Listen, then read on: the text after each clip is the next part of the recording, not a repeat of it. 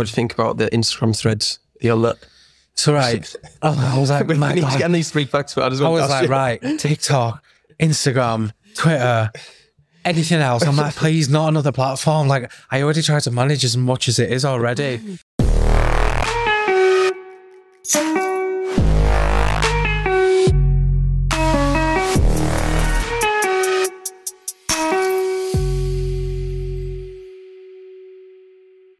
Hello, and welcome back to another episode of the podcast, Chatzzz. And we've got a very, very special guest today with the best name in the world. Adam, welcome to the podcast. Thank you for having me. Thank you very much.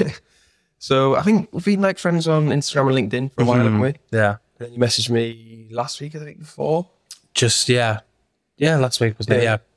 And what made you want to come on the podcast? I know you told me, but tell everyone else just... So basically, because I work in marketing, and I think podcasts are just becoming like this realm of really good media. And I think, I mean, the hours I spend watching podcasts and I love watching like Diary of a CEO and stuff like that. I think that's like kind of one of my favorites. And I think it's probably one of the best marketing tools to have right now. And just within our area, I said, your podcast is quite popular as well. And I can see a lot of the people who are in similar circles and stuff.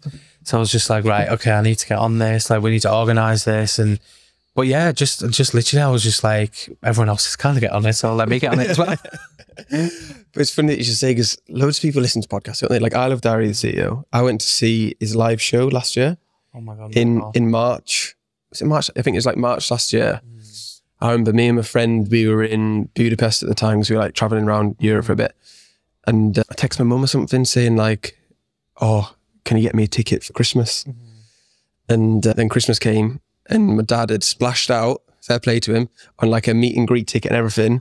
Oh, so yeah, got like backstage meet and greet with him, everything. Got to speak to him for like 5 minutes. We spoke about mainly football and stuff. Yeah. But the one thing he said to me was, because I was saying like where I was in my business and stuff. So this is like a year ago, and he's saying, just focus on one of these two things, TikTok or Discord. And I was like, to be fair, I've got quite a few followers on TikTok already. So I'll just focus on TikTok, and then I like to think that TikTok's probably one of the main reasons why people work with me. But yeah, he's such a cool guy. He was playing, I don't know if you like football or not, but he used to watch Man U and they were playing Man City. Man City beating them at Southampton and stuff. I don't know how I get on with that type of conversation with it. I've only just got into Carlisle United this year, so I don't know how far I'll be going about that. But no, I went to a sort of networking event. One of the really good companies around here, Realize HR, they were doing like I think it was a chat that Stephen was doing, like a live stream. And I thought I was going to like meet him there. I was like, oh my God, he's come to Carlisle. No, it wasn't. It was just a live stream and a laptop. But again, I've started watching him religiously because obviously with working in marketing, it can be, it's so competitive. And I was like, right, I need to take some advice of people who owns a business, who works in this kind of realm, and just listening to him speak about the way he organizes his life, his sort of mental routine, how he gets through a day, through work and stuff. I just think it's like so motivating. So yeah, he's become one of my favorite type of people to watch on podcasts and stuff. Which everyone wants just to. I'm trying to think of a name. Grace is her name. Grace. Saving Grace. Saving Grace. Oh my God, I love Saving Grace. I love. See, I don't know the name, so I watch them religiously. In My Bag. Is it In My Bag? Oh, Two Bag Brothers from Gogglebox. I love watching that as well. Because their shows are put on by the Fellas Studios. So I watch the Fellas podcast with like Carl Freezy and Berkshire. So I used to watch them when I was younger playing. They played FIFA videos and stuff, and they're making a killing. They have their own podcast production company, and they put on them. Oh my God! Like both of them too. And they've got like 10 shows, which is cool. But yeah, so if you were introducing yourself or meeting someone for the first time at one of these networking events, or you're on a podcast, how would you introduce yourself for the first time? Oh my God! Difficult question. Hi. I was just like, hi, I'm Adam. I work at Telford Citroen DS in Carlisle. I'm the market manager. I'd love to have a chit chat about what your business is doing right now, and if there's anything that we can provide for you. I just fun things like that. I don't know what else. I get quite nervous going to these type of events. So a lot of people, I think the kind of way I come across, I'm very confident, and I come across confident online, but sometimes I'm just like, oh my God, I'm so shy. And going to these events, you've got to imagine there's so many people crowding around you in one area. And you think, how can I stand up? Not make this about me, or how do I engage in conversation where it relates to the business that I'm in, or how is it that I can do something for them? And then some people aren't after that, and it just kills the conversation straight away. And I'm like, right, that's that done. And that kind of sometimes kills my confidence. But again, it's just going to them one after the other, getting used to it. Yeah. But now I'm in a really good place where I've made so many connections with people that I know everyone who goes. So somebody will know through a friend. Yeah. So it's just all about awareness and sort of brand awareness, and everyone's there to do the same thing. So if there's someone else who looks nervous, I'm like, don't be nervous. It's fine. I've been there. But I think it's important, like you say, how do you make it about you? Especially in like marketing, I think it's so important to put yourself in them positions where you are going to be the authority or the main figure and the go-to or the expert, because like you say, at these networking events, I've seen you before, I'm not a massive fan of them because I feel like it's very diluted and you're just one of many. Whereas say with the podcast, like without sounding like arrogant, but like you're coming on my podcast, aren't you? So like it's my podcast, so then I put it out and thing. And the other day when I was doing the talk, I was the guest speaker and stuff. So if you can, well, I think maybe advice to other people, if you can position yourself in that you are the go-to man, woman, non-binary person, then that can stand you in good stead. For people to think, oh shit. I think it kind of takes away that awkwardness as well, because sometimes I think the whole initial fear is, right, okay, these guys work in HR and you're all representing a motor trade company. How is that you can both interlink? How can you make a connection with these type of people? And sometimes you just have to admit, maybe there's not a connection there, but that's okay. You can still make conversation. It's still putting your face out there. And luckily I'm in a great position now where I get to introduce the brand that I work for, which is Telford Citroen DS. It's in the background. I get to introduce them to people and the history of our brand, and I'm taking the conversation and the sort of focus off myself. So that I feel a bit more like, oh, I'm good. I can talk. I'm good. That's a good way to put it though, isn't it? And I imagine you've learned that over time, haven't you? Yeah.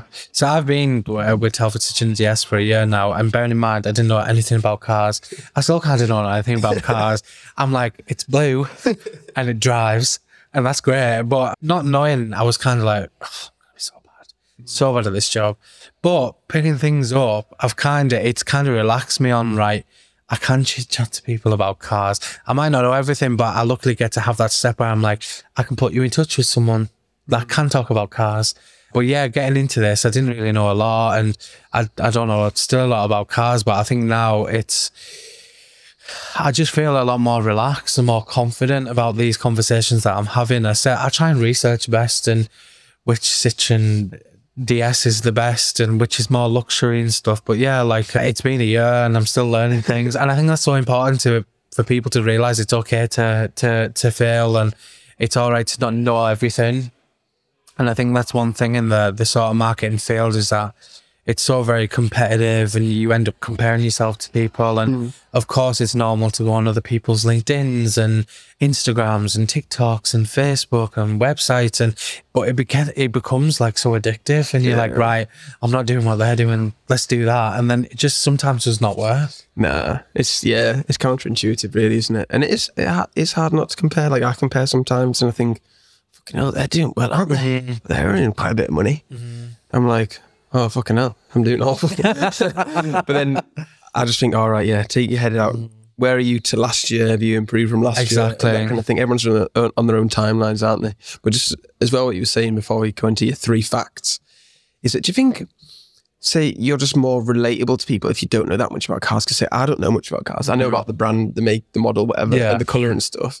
But then if somebody was saying, oh yeah, it's got this engine, or it does this, or just that, I'd be like, oh, I'm not really that bothered.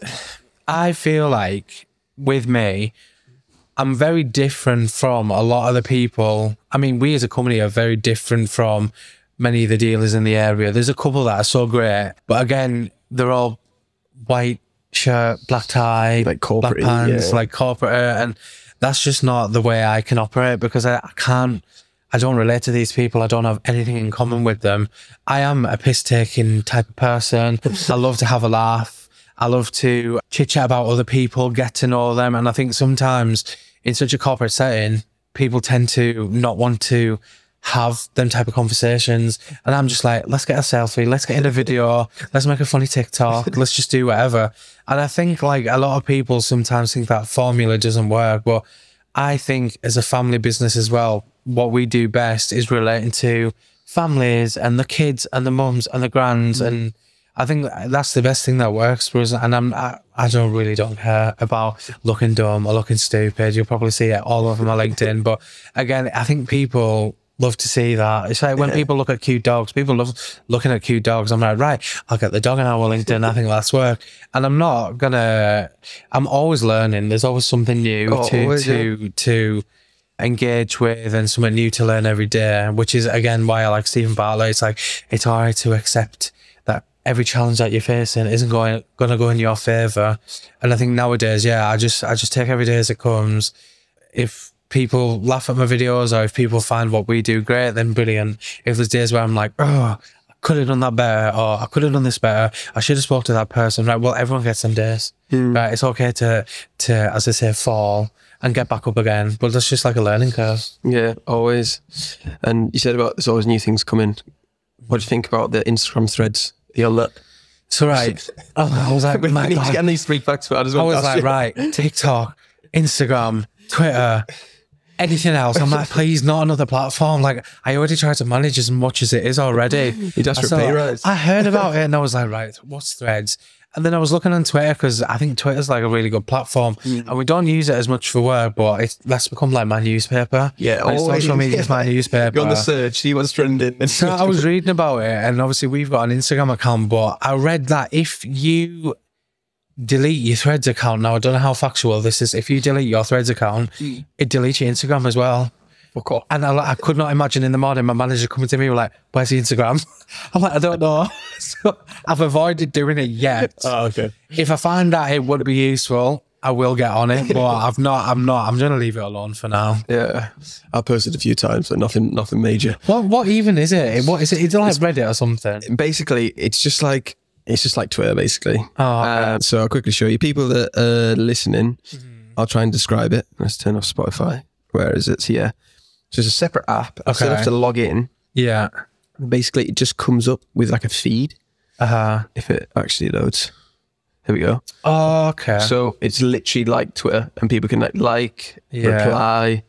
So yeah, Mark Zuckerberg is literally just copy and pasted basically Twitter and put it on Instagram, which is one of my threads. Yeah. But yeah, a few people are on there, to be fair.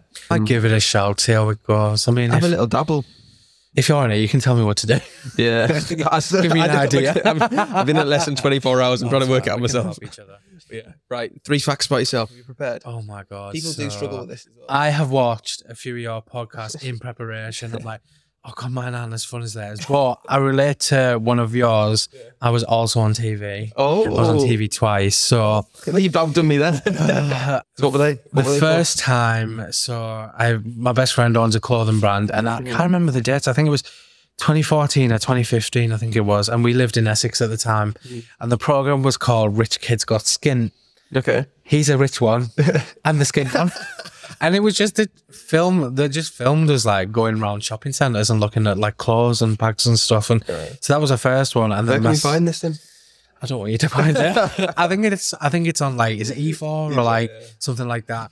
And then tell us a bit more about it then. So how did that even come about? So I met my best friend through Facebook. He owns a clothing brand, and I was at uni at the time, just got my student loan, and I sent for an order. He messed it up, sent it back, still messed up. And I was like, I was graphic designer at the time, you know, when you're at uni trying to make money on the side and stuff. So I was like, look, I'm a graphic designer and we should meet up and I'll talk you through some of my designs and what I can do for you, blah, blah, blah. So we met up, and then we were just like best friends ever since. We got on really well. And I think it was like 2 years, 3 years into our friendship, and he was approached because he's obviously done quite a lot, and he's met the Prime Minister and he's met all these people like Miley Cyrus and stuff. And they approached him and be like, we just want to kind of follow you and see how it goes. But I was staying there at the time. He was like, please, can you do it with me? I was like, right, okay. And then it was Rich Kids Go Shopping, and then it was Rich Kids Go Skin or something. And I was like, I'm just going to let the tool on this. I just got no money, and you're buying like Moschino bags and stuff. But yeah, it was fun. It was really good. Good experience. My second fun fact, I'm just because I couldn't really think of fun things about myself. What was the second show? Oh, that was Court Trip. Do you remember Court Trip? Brendan, I can't remember what his second name was, but you basically get on a coach. Now, we were on the abroad one. Okay, that's good. So we went to Magaluf.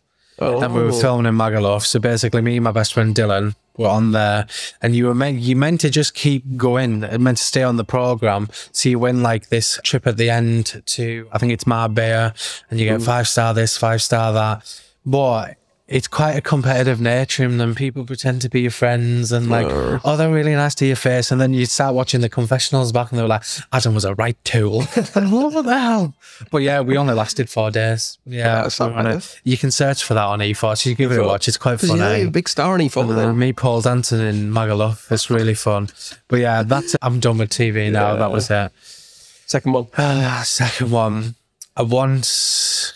long time ago with my best friend again. I don't have much of a life going on. It's just me and my friend dicking about. I auditioned to be on Big Brother. Okay. Yeah. Did you just apply for that?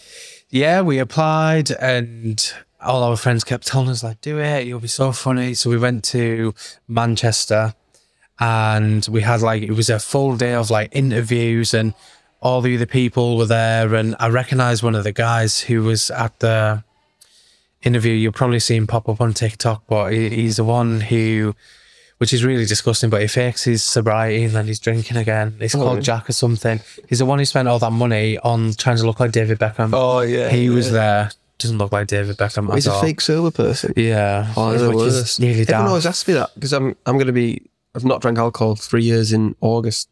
And everyone always says, have you not drank anything? I said no. I think maybe once I picked up a drink, it's a mate's drink, had a sip, realised and spat it out. That's the closest call I've had. Oh my God. See, I'm not counting that though. I honestly, I commend anyone who can do that. But working in such a busy environment, like as soon as I get home, I'm like, I just need a little drink. But I recently, my friend's wedding has just been, and for that whole time I was like, right, that's it. Fitness, stop smoking, get into your health. And it honestly went really well for like a month and a half.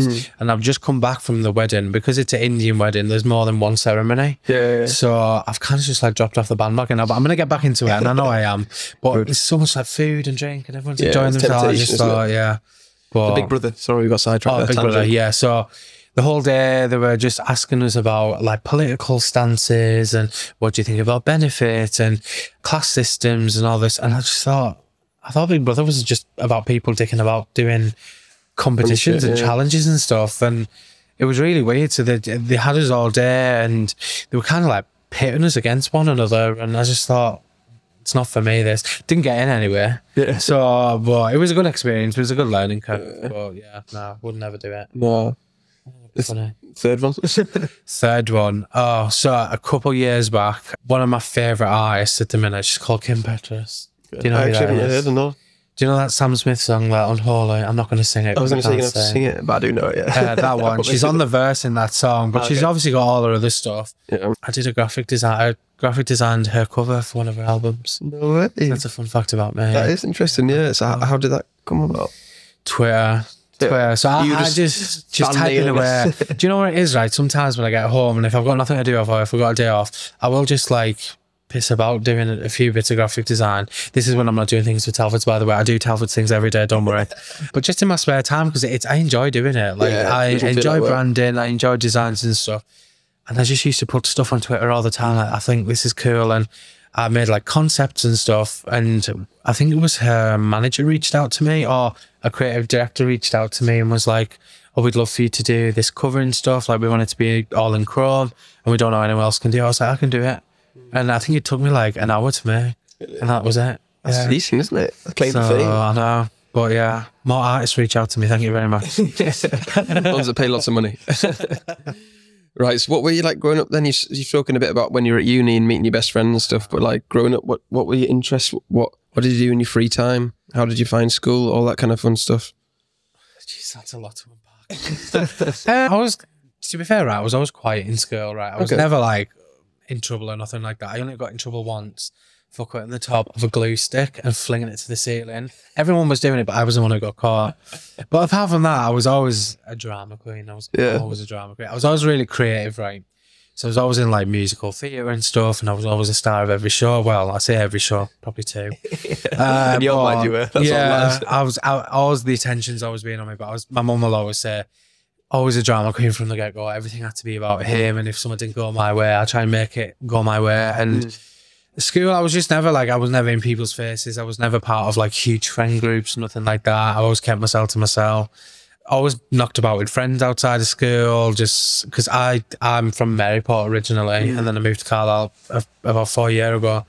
So it was just like, I mean, what do you do when you're a kid and just nothing to do in Maryport? You just tree houses and tree houses. I've never built a tree house in my life. I don't know why I said that. Sliding down grass banks with cardboard boxes and stuff, just the general stuff that kids get up to. And I was always like a troubled teen. Like, I've always been like a bigger guy, so I kind of struggled with that, and people were always quite cruel at school. But it wasn't until I got out of school then I'm like, what the hell did I care for? Yeah. Because when I went to uni, you kind of find like your own place, your own tribe, your own people.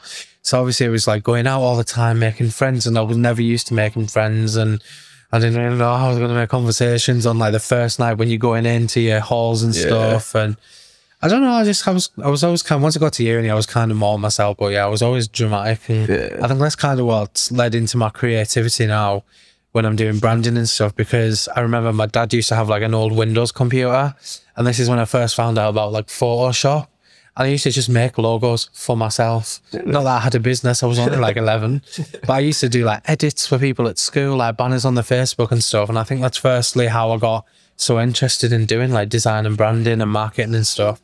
That's cool. And then, yeah, eventually just... What did you want to do when you were growing up? Was it always the idea to go to uni? Because I know a lot of people I speak to, they were like, I can't afford to go to uni, just want to get a job and make money, that kind of thing. Or... Well, I worked in the Chinese when I was like 16, and I was like, I don't want to do this forever. But no, my family always wanted me to go to uni and stuff, and I think I was the first one in my family to go to uni as well. Oh, that's cool. But I was never like academically the best. Like, I was okay, but like written work's never been my thing. Like, I find it so boring. Like, exams, I probably could have done a lot better if I stuck in, but I find it so boring. And this isn't to prevent anyone from being like, don't do good in school, but I just could never concentrate and stuff. And I never took to it and everything like that. I was always more, I've kind of forgot where I've gone then. I was just going on a tangent. It's hard when you lose your train of thought. I was just like, where am I going with this? I was saying, like, what did you want to like do? Yeah, like, say, like 16, if you're working in the Chinese, you thought, at least I know I don't want to do that. But then, say your parents wanted you to go to uni, but obviously, what do you do at uni? Because when I was 18, I was thinking, oh, I might be a personal trainer because I'd been to the gym for 2 years and I thought I knew everything about fitness. But then I really liked events because I'd been to a couple of festivals like Saltfest and stuff. And then my mum and dad were like, why don't you do hospitality and events? Because I'd work at the Sand Centre and I really liked events and that kind of thing. And for me, it was just a thing of, I didn't really want to get a job, but I didn't really know what I wanted to do. I kind of wanted to do events. So it was just like buying myself some time. I don't know what kind of mindset you were in on. So yeah, about 16, 17, right, so I was always obsessed with actors and actresses in films. And I used to think, oh my God, that would be the best thing ever. And I was always into like trash TV. I was very much like Kardashians type of guy. Like, I love watching trash American telly. And I used to think, right, I could get into acting. So I was like, kind of, how do I start that? And my mum was like, do something creative at uni. Like, you're good at your designing or you're good at your editing. Like, why don't you do like media or something? I was like, right, I'm going to go into media. But then another aspect of the course was like performance and stuff, where you did have to act and then edit the film that you were in. Oh, cool. So I kind of was like, I'm in Manchester, like, I could get into TV and stuff. And I think that's kind of when like I did the TV eventually. I was more like, maybe it's not for me. Yeah. And I think when I was at uni, because obviously I used to do things on the side, like trying to just get money, like to survive. I just blew my student loan at this point. So just didn't be all. I can do. Yeah, I think at uni I was more like, right, I think it's like branding that I want to get into. Like, and I started working with like music artists and stuff when I was at uni. And I was like, I know what it takes for them to have like, whether it's like a good lyric video or like a cover art, or if it's like something for like a social media campaign. I was like, I get what it takes. I know what they need. And I think that's where like my obsession with branding started coming in. I worked. So what was the switch then from? Was it just your experience on TV? You thought, oh, I don't know about this, and then you were like, oh, maybe I'll stick to my design and branding. Yeah, I wasn't really like on camera. I think it was just so put on. I mean, naturally, sometimes the minute a camera goes on, you're like, right, I'm a different person. But it's not to be helped. But I was just like, it's not really who I am. Like, it's difficult because I remember when I went on dinner date And yeah. my mate, he'd been on X Factor, and he was saying, "Oh yeah, you're nervous." I was like, "Nah, easy. Do videos all the time." Like, "Oh, you get the red light fear. When the red light comes on, you'll be like, oh." And I was like, "No." As soon as it came on, I was like, which, like you say, is forced because you do the same clip about 4 times in different angles and stuff. And yeah, I probably wouldn't do it. I like doing my own videos because you can be more creative, can't you? And you've got the control over it as well. So I think that's why I like it. And again, luckily, I mean, where I am now, like Telford's, again, a lot of the companies around here, they've obviously got to stick to maybe like a certain brief or like certain images, but I get a lot of creative freedom here, which is lovely. And that's amazing. Yeah. I always try to include like a lot more creative aspects to it. So you'll see that a lot of car dealers is just like a glossy car and a logo at the bottom, and I'll like add effects and sounds and glitter and stuff, like just to try and make it a bit more fun, because I think that's kind of what people relate to. I don't think they want the glitz and glam. I think people buy from people, and people relate to just normal people. And I think the more relatable content you kind of have, and I think that's what I started understanding at uni. Like when I was working with my best friend, like he owns a fashion brand, and I kind of tried to understand, like, I think I know where it takes for people to have like good designs and tops and what sells and what doesn't. And I think that kind of helped me spur on my path to be like, right, this is what you want to do now. And just from there, I would say about 19, 20 years old, that's just kind of what I've done and what I got into, and I got my degree and stuff. And just from then, I always tried to get into like media related jobs, or whether it was like TikTok or social media, or doing designs for like businesses for like logos and stuff. And yeah, just that's the path I'm on, and that's the path I want to keep being on, because I enjoy doing it. And I think a lot of times some people, they get this dream of what they think it's going to look like, and then they go to a company and it's very different from what they think is going to happen, and then they fall out of love with it. But I'm in such a good place right now, I'm just going to continue doing what I'm doing because I enjoy it. Yeah. Why would you stop doing what you enjoy? Yeah. So. No, that's a great way to put it, because I think it's like you say, it's expectations, isn't it? People's expectations to go into that really fancy job, and then if it falls short, then they're like, oh, this isn't as good as I thought, even though it may still be quite good. Yeah. But then when you were finishing uni, then you got your degree. What was the plan then? Did you have like a graduate scheme set up, or was it just apply for jobs, or was it just self-employed? Or do you know, I'm not even ashamed to admit, when I left uni, I had no plan. I had nothing. I was like, right, I was working at Vodafone at the time. Yes. And it's not to say I didn't enjoy it, but I was just like, when you've got your eye on something and you're not doing it, you're just always thinking, what if, but I should be getting on with this now. And I love my job at Vodafone. It was brilliant. But I was always in the back of my mind. One of my friends kept telling me, he was like, you should set up your own business. You should set up your own business. My thing a lot of the time is fear. It's getting over the initial fear, like, oh, if I went sole trade, or if I went for my own business and then I didn't have any work and I was like, how will I pay my bills? I'm a panicker. And I like things to be perfect. And I think it's great to have that. A lot of people think like, if you're just a perfectionist, it's not going to work. But yeah, I didn't have a plan. I didn't know what I was going to do. And then I just thought, I need to be able to get my foot in the door. And doing that, and I managed to do that. I've worked for a couple of companies just before Telford's where I've been able to get the experience and stuff of designing for a company and having a strict routine of do this in the morning, this in the afternoon. And that is great, but I think I wasn't doing as much marketing. I wasn't being really creative or nothing like that. So I left my previous job, and it was just on a whim. Telford approached me first, and I don't drive. And I should drive. I work for a motor trade company and I don't drive. I know it's really ironic, but I didn't get the job at the time, and just because I didn't drive. And then luckily they came back to me when I was still applying for work, and they're like, right, we've got this perfect role for you. It's media, it's marketing, it's social media, it's branding, it's design, it's everything. I was like, oh, take a deep breath. Like, you're good now. Like, that's it. And yeah, I mean, it's been a year now. Yeah, that's crazy. So they approached you twice then? Twice. I must be really good. I was going to say, it must be amazing. Yeah. But no, it's great. So I've worked for family businesses before, but this time round, it just feels very different. I get on with everyone here, and sometimes you always think, like, when you're doing TikTok, like, oh, I'm in the way, and you have to ask people, please be in a TikTok with me, like, please get it done. Like, I just need you to take this one photo. I just need you to record you saying this, and you feel like you're getting on people's nerves. But I can tell they secretly enjoy it. You know, they love it on the camera, yeah. And I can tell they secretly love it, but it's great. Like, I've got to know so many people through like events, and every time we get customers here, and you get to see regular faces and stuff, and coming up with like campaigns and going from the start to the very finish of it. And then It's just everything, and it's great. I mean, some of the stuff, I like won't lie. They thought I was doing this stuff from the get-go. I've never had a clue with some of it, but you wing it, you wing it, and you find out what works best for you. That is Mark to start with. And that is literally marketing. Just wing it and see what happens. And these things are all like trial and error. You just got to keep on going. Yeah. And yeah, it's going really well. Like, they're a family business. They've been going like 50 years now. I saw that. And to say I've been here for a year out of them 50, I feel like we've accomplished quite a lot in that year. And again, when I was introducing the idea of how important like branding is and how important it is to be current on social media and stuff. And sometimes like I would have discussions, and I don't think sometimes we'd fully be understood on the same page. But it's again, once I show them what to do, they loved it, and they love it now. Like it's going really well, and they're obsessed to come to events with me now, and we just have a good laugh and a right natter, and we get to know all the local businesses and stuff like that are involved in the other networking events. And it's great. Like it's super. Yeah. And 50, this is our biggest year, so a lot of party planning going on. Century, That's the not fun bit. Surprisingly, what you were saying. Like, I'm sick of seeing like menus about food and stuff, and it's just like, just do it. Like sausage rolls, like crisps. I was just went to M&S next door. But no, I'm trying to do things properly now. I'm trying to play by the book.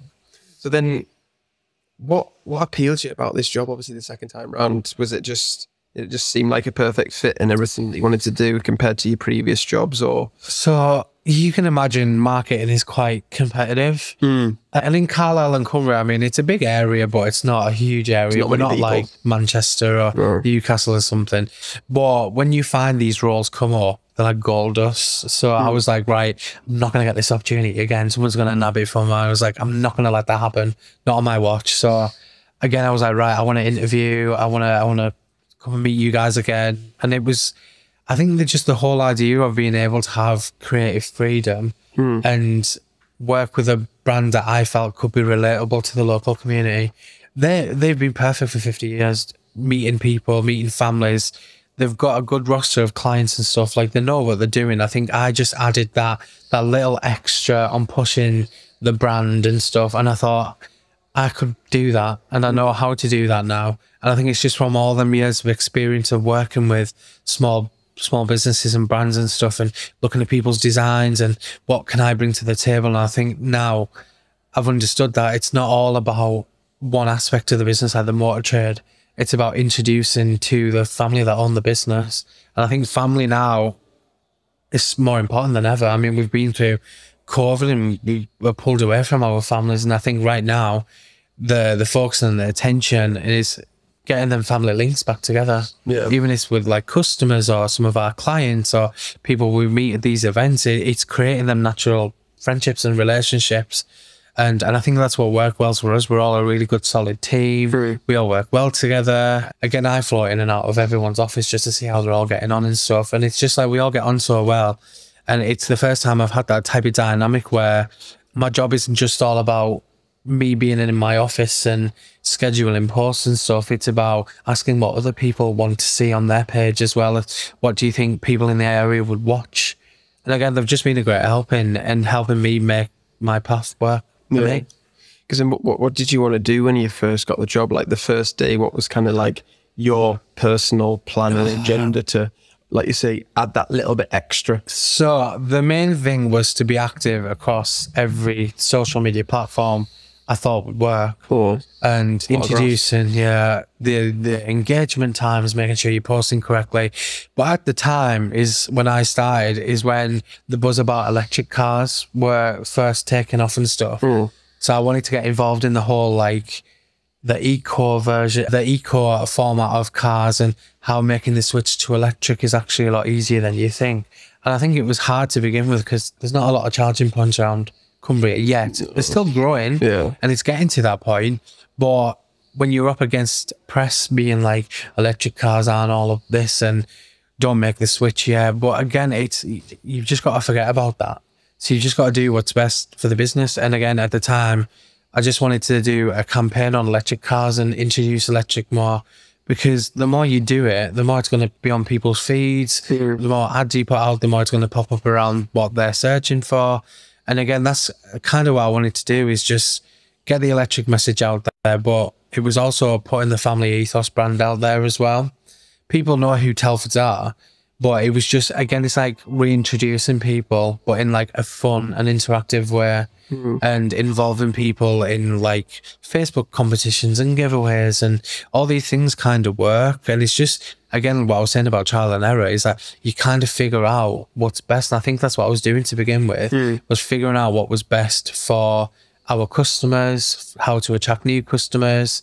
And again, it's just all a follow on from things I've learned. But again, initially was just to get everything across social media, make sure I was posting at the right times, and TikTok, like I was just coming to the business when TikTok was blowing up, and getting on top of that every day, making funny videos and stuff, and begging people to be in the videos. I was like, this is so important.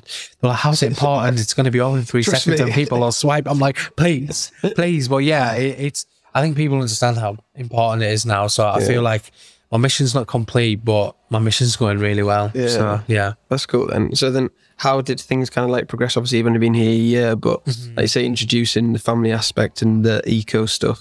And then what are you kind of focusing on at the moment now to take it to the next level and take over the next year and that kind of thing? So obviously the car side of it is really important. However, being involved in the local community was our next thing. So I was like, right, how do we get involved with local charities? How do we get involved with things like Carlisle United, who are a big team and they're part of Carlisle's history? So let's introduce ourselves to them and get involved. Gal Gladiator, again, is one of Cumbria's biggest mud runs. And we were like, right, let's get involved with that. Telford's had done it before, but again, it was involved in the whole marketing side of it and putting the videos out and working with Gal Gladiator on putting out really good content and stuff. So again, we're still building on Gal Gladiator because we're doing it again next year. It was really fun. Really hurt myself. Like my legs were stinging and nettles everywhere and mud. It was fun, but it was a lot of pain. But again, it was just kind of thinking, how do we get involved in the local community? How do we do our bit as a family for families and stuff? So the initial plan is to keep working with all these vital key companies who do a lot for our county, for our community, for people who are less disadvantaged and don't have the same opportunities. It's providing platforms for these type of people. So as a brand, I think it's important to represent our family business and be involved with these things as much as possible. Again, marketing, it's really competitive and it's hard to be like, right, I'm doing it because they're doing it. But it's not because of that. It's because it's doing what's right. And I think being involved with Carlisle United, again, it's my first time ever watching football. I've never been to a football match in my life. And that's probably a good thing. That's why Everton were absolutely terrible. We're in the Premier League. I've not heard good things about Everton, so I don't know how I'm going to chip into that. Yeah, well, basically, don't support a football team. It's not worth it. Yeah, just like being involved with Carlisle United and stuff. It's like, I would never do that. But again, it's like, we've been part of Carlisle's history and we have for 50 years. Carlisle United has been a part of Carlisle for God knows how long. And again, it's making them initial relationships where people know about your name and you're involved. Like even sponsorship, I know some people think it's not that important, but it is. It's been a part of people. I mean, how many fans have been to Carlisle United games lately? Like, well, recently it was well over, like 13,000. Yeah, and I'm like 10 to 13. All them eyes. I mean, we got to walk out on the pitch. Yeah, I've seen that. Yeah. And I was nervous. I was like, please don't trip and fall. But again, like I got to walk out. Yeah, that would have been brilliant. Who's that guy who fell on the shit? I should have done it. But I got to walk out onto the pitch with the Telfords boys, and we just had the best day. And you're thinking, it's not just about the football and enjoying the day out. It's like how many people came up to us and were like, oh my God, I need to come down to Telford's. I'm like, if we didn't do that thing, we wouldn't have connected with these people. And that's one of the important lessons is get involved in as much as you possibly can. Yeah. And I mean, our plan is to just keep on going and maximizing our brand and profits as well. But because that's the thing that I think that people forget is like, it's that storyline, isn't it? If you can create that storyline and create that journey, like say the 50 years, and we can say, 50 years ago we did our first sponsorship and now we're doing another sponsorship, and Carlisle had been promoted or did Gladiator a few years ago. Now we're doing it again and we're going to do the training and taking people along that, like you say, they're keeping up with the Kardashians. You look at, it's like, what do they actually do apart from do expensive and cool shit? Not that much, but it's just getting people involved. Everyone knows the Kardashians. Yeah, that's why I want to become the nosy. Kardashians. But it's again, they've done it perfectly. You know every single one of the Kardashians, and someone who doesn't say they don't, they do. They're just lying. They're everywhere. They know how to brand things perfectly.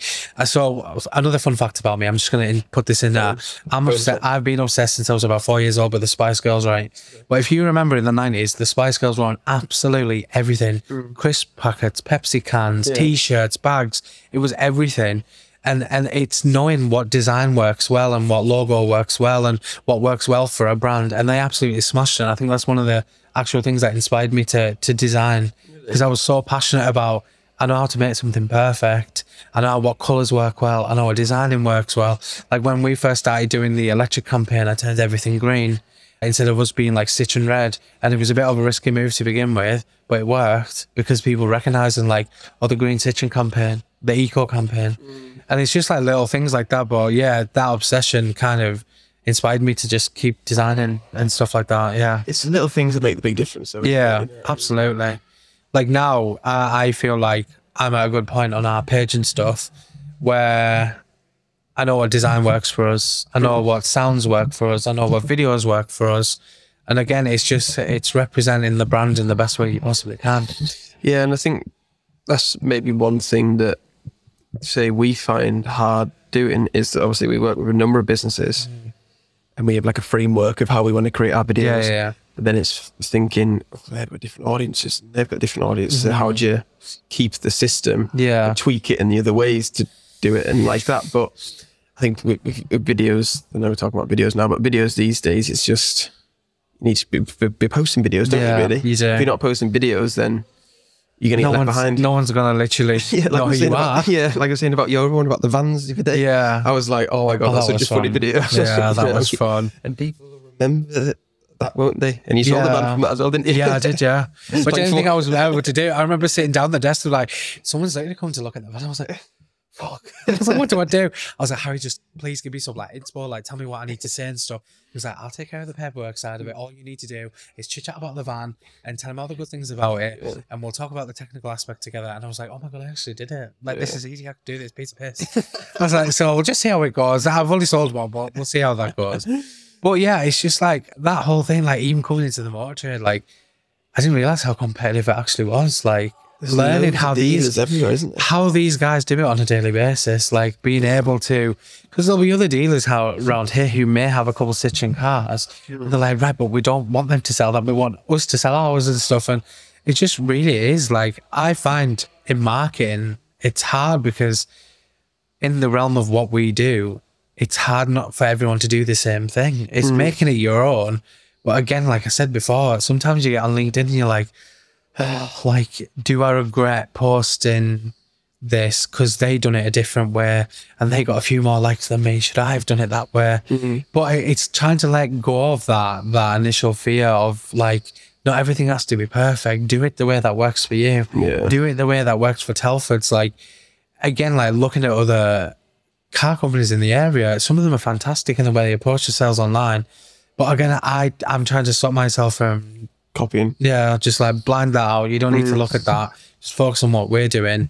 And again, because we're obviously celebrating 50 years this year, I think it was important to bring in, again, that family aspect of it. Not a lot of dealers will talk about their staff and they won't talk about all the good things the staff do. And I really commend the staff here. Like, they're a credit to the company. And I think it's important to introduce not just the family, but the people that work for us that make this happen. Yeah. And I think that's what a lot of companies fail to do.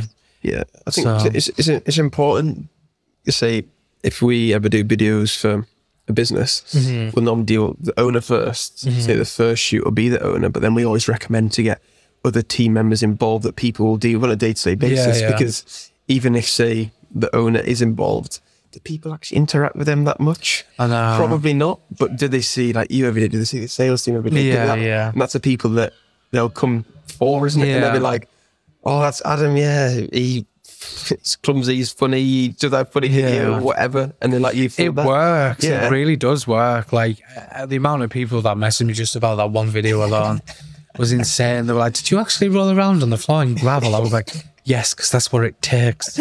I know, I was like, that is fucking fair play. They were like, you're a really good dancer, but when you're out in town, don't do that. And I was like, right, okay. I'll just roll around on the floor. But it's stuff like that. It's just, I don't know. How do you find doing your personal social media and compared to the business? Because obviously, like, your personality, and say like LinkedIn specifically, is tailored around the business, isn't it? But you've still got your own personal accounts as well. So how do you manage that or differentiate or I always find that the more tangible you are to people, the more relatable you are to people, the better it works. So obviously a lot of the time it's me at these events, right? So it's me who goes. I always bring the guys with me, but there might be a few. I mean, we're always so busy, so it's hard to get everyone out of here. So it's obviously my face to see a lot. So I always try to keep it short and sweet on my own accounts, but again, still be relatable, still be funny. I am who I am. I'm not going to change. Like, this is just who I am. But I always try to find, even in my own personal life, like my own personal Instagram, I think once I got into this kind of business where you're so focused on scheduling, posting, I don't have time for my own anymore. I post like the odd picture if I'm like at a wedding or if I've been on a nice walk, that's it. But that takes a backseat now. People are like, I thought you'd be posting all the time on your Instagram working in marketing. I'm like, I don't care. I do not care. People are like, get on TikTok on your own. I'm like, where's the time? Where's the time? That's the thing. I think people don't understand that and say like all my accounts now pretty much are just for business. Yeah. Like, I don't post any personal stuff on there because I can't be bothered. No. It's effort. Like I used to do like YouTube vlogs of like when I was traveling, unlisted them, just focus on the podcast because that takes up a lot of my time and energy. Yeah. And say I built up my TikTok to like 350,000 followers. Don't even post on anymore. Amazing, that. Oh my God. Don't even post because I'm like, I can't bother. No. Like we're going camping at the weekend and my friends says every time I go somewhere, my friend's like, make a vlog. It'll be so funny. Like I want to watch it back. And he gets so disappointed because I don't do it. And I'm like, I just want to have a drink and enjoy myself, please. Like, I don't want to pick a camera up. I don't want to sit, like, editing for hours. I don't want to do that. Yeah, no, I don't want to do that. That's the thing. When I'm on my own, I'm like I said, I did that talk the other day. And Yoni, who does all the videos for my business, he was back in Cardiff at Westlife instead of coming to the talk. I know where I'd rather be. But then I got like another mic that we don't normally use. Yeah. That you put onto your phone, and I was like trying to set up, it didn't even work, and I was like, this is like the hassle that I can't, like setting up this as well. Oh, this is a lot. For those who can't see all this behind the scenes, there's like 2 lights, 3 lights, 2 mics, shit on the floor. Like it's a lot. Like this is why I couldn't do this. How you do it, I commend you, mate. It's brilliant. It really is.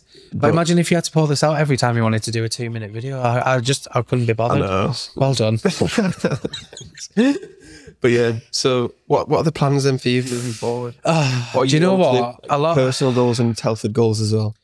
Right, so a goal going forward is to get the followers up. So followers aren't important. It's about, do you think followers matter? The followers you have are the ones that you need to relate to. Gaining more, you might lose out. People might drop off the page. You never know. Definitely. But I just want to remain keeping that connection.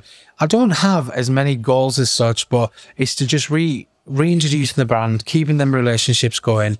Again, 50 years is a massive milestone. Like, how do you keep getting better and better when you're already in such a good place?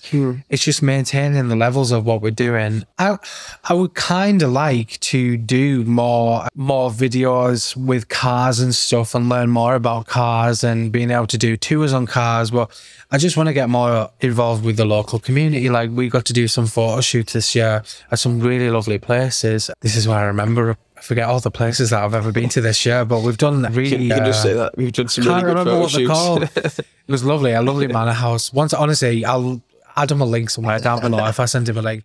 But it was really lovely. Like, we got to go to their grounds, take pictures of our luxury cars on their grounds, and that was brilliant. And now we've made a connection with them, and like, we'll get to go back again and stuff like that. Keep on top of the networking events, keep making these relationships. And yeah, personal goals is just not to be in anyone else's lane. Continue doing what I'm doing because what I do works for me, and just enjoy life. Yeah, I just want to be happy. That's it. But I think that's, like you say, just stay in your own lane, isn't it? Because there's only one version of you, isn't there? And I always say to people, like business owners, or same with myself, there's so many marketing people, social media marketing people out there. do exactly the same thing, can do exactly the same thing, or if not better. But why do people choose to employ you or hire me?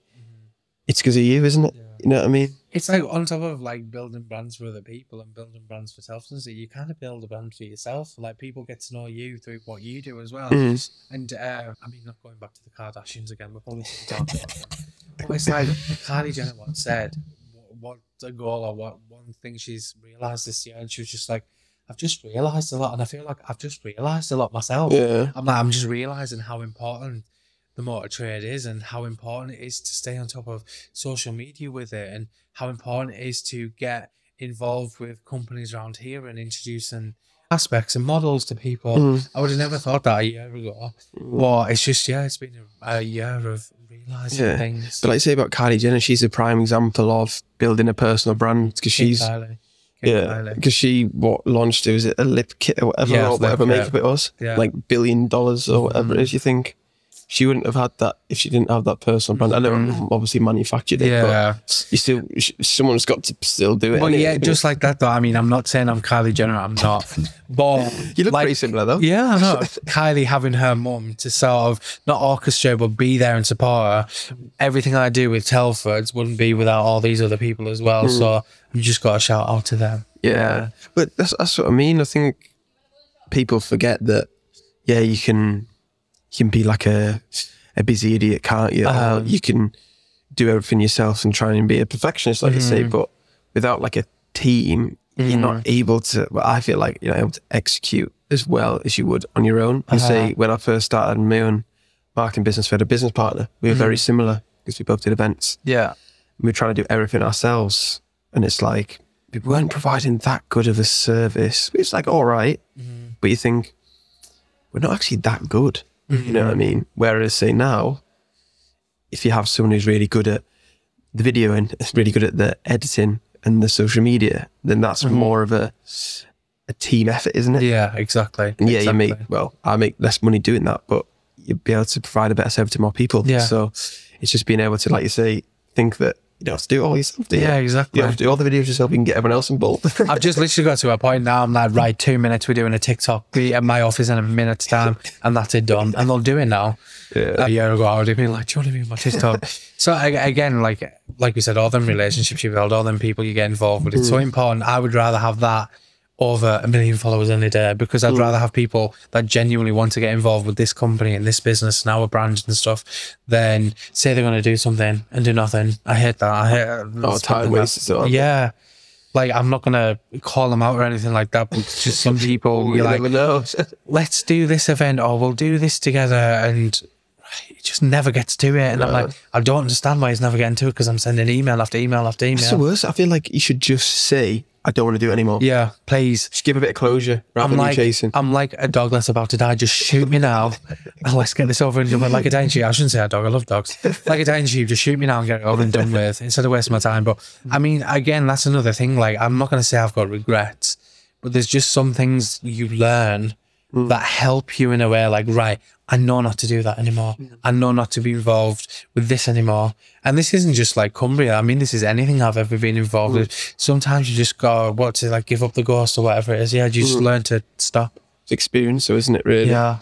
So if anyone was considering to get a car or a van, yes, why would they choose Telford's, would you say? And how would you kind of sell it to people? Okay, so Telford's family brand business, right? I would rather buy from a business who are run by family who care one about another any day over cowboys or suits or anything like that, because I could just have a chit chat with them, and we sell honest, reliable vehicles. We've been doing this for 50 years now, and we could throw one stone and hit easily 200 companies in Cumbria that have been involved with us. And I think, to me, we've got the backup, we've got the reviews, we've got the testimonials. Again, not every one of them is perfect, and it's great to admit that. Not everything is great, but us as a business, we're so strong, we all get along together, we all like to have a laugh. We're not just really like, again, suits and uniforms and in and out, like goodbye. We just care about our customers, and we're so involved in like charities and like Pride and stuff, and we get to meet all these fabulous people and people who care about the same community that we're a part of. And I would rather people come to us because you can trust us and we'll be there for you 100%. It's not just when you sell the car, that's it done. It's all the after sales after that, and we're just there every step of the way. You've got a friend. And what are the popular cars at the moment? And like you say, the electric ones, have people really shifted over there, or is it still? Yeah. I mean, again, it's increasing, so we're getting there now. I think during the cost of living, it was hard to want to spend money on such expensive cars, but right now we're in that market where it's increasing again. Charging ports are coming back, so people are trusting electric vehicles more. I would say one of the nicest vehicles I will have, in my opinion, which I got to learn this year, is one of our new DS7s. It's really sleek. It's fancy. The interiors are all like Parisian leather. Like the audio is good. The tech's brilliant. And I think if that's what you were after and you wanted a luxury car, I would go for one of them. But then we've got really good family cars as well. Our Aircross range, C3 Aircross, C5 Aircross. We've got cars for your first-time learners, people who have passed. C1s, yeah, fingers crossed this year. Remember, that's one of my goals, per se. But yeah, C1, C2, I mean, we've got it all. We really do. We've got it all. And yeah, I just, come and buy from us, please. So then, let's go into biggest mistake or biggest regret. I know you touched on it a bit then, didn't you? But is there anything that springs to mind? Biggest regrets? I think the biggest mistake was maybe not right at the start, was not being proactive about all social media, because I think I put all my focus into Facebook and TikTok to begin with, but then I didn't realize how important LinkedIn was. So I'm not saying I regret it, because I keep on it now, like I'm on it every single day. I think one of the biggest regrets to come with that was, again, I know I touched on it before, was just learning to be happy in what you're doing and not comparing yourself to other people. And I think we all struggle with it in a way. Like social media is like one of the biggest, not killer, that sounds really dramatic, killers, but I think we all have at some point compared ourselves to somebody else, and we start manifesting and shaping things off of what they're doing. Yeah. And I think it becomes like kind of like toxic. You're not being your authentic self, and you're not doing the things that you should be doing for yourself. Let other people do what they're doing. Just because they're doing it doesn't mean you have to. And that goes for everything. That's like friendships, relationships, business connections, networking. If you feel like you don't want to go to it, like the art of saying no, like learning to say no, like saying yes to everything isn't going to work out for you in the end. Like there'll be things where you just say yes and you're miserable, and you just don't have to go to these things. If you don't want to go to a party, barbecue, wedding, whatever it is, and you don't want to go, say no. Like if you don't want to get in that video, unless you work here, you've got to get in that video. But like, again, it's learning not to be in trajectory with anyone else, learning to be adjacent to them, but doing your own thing. And I think that's one of the biggest lessons I've learned. I wouldn't say it's like a regret not doing it earlier, but yeah, maybe it is a regret not doing that earlier and going to certain things and talking to certain people and it not working out in your favor. And it's all right to admit that, though. Yeah, but a lot of people say that they haven't really had regrets or mistakes. It's lessons, isn't it? Because like you say, if you knew what you knew now back then, you wouldn't have done it in the first place. Exactly. But like you're saying about social media, I think if you work in social media, well, for me personally, I don't know about you, is you kind of remove yourself from it because you realise that it's not actually real life. Whereas I feel like a lot of people, if they're on like Instagram and they're just posting holiday photos constantly, and then you look at their pictures and you think, they're on holiday all the time. Yeah. They're definitely not. They're definitely working like 48 weeks of the year. Like it's a highlight reel, isn't it? I had this conversation with my mum and I was like, there's some people who seem to be on 9 or 10 holidays a year, and you think, where the hell do they get that money? Because they don't have the best, well, I'm not saying the best, every job is a job and every job is a perfect job to someone. But I'm like, where do they get the money for this? And my mum was like, listen, you don't know half of it. They might be debted up to their eyeballs and they're just ignoring it, and just let them do what they need to. They might not be having the best time at home. You never know. And I think that's another thing that I've learned this year, is that you never know what situation people are in. And again, social media ties into it. I think one of the people I was really inspired by this year, and not a lot of people would expect it from me, because I listen to a lot of like pop music and stuff. I'm very like pop driven, but I love Lewis Capaldi and like what he's been going through with his mental health and stuff. it's just, he removes himself from social media. He doesn't care about it. He cares about his family, and he cares about things that matter to him and bettering himself. And I think, again, even like Stephen Bartlett, he always says, focus on your own lane, like learning not to idolize other people, or learning not to take on habits from other people. Again, it has just become like so important to what I do now. Yeah, that's a very good way to put it. Very inspirational, this podcast. You could have some, Oh my some God, hidden gems, I do reckon. you want me to answer you any questions? Do you want any questions? Let me think of one. You can ask me a question. If you want. What were you like growing up? Growing up, I just love football. Football, yeah, football. Yeah, I think I was saying to my mum the other day, because she remembers everything from her childhood. She's like 60 odd now. Hope she doesn't mind me saying that. She definitely won't listen to it anyway.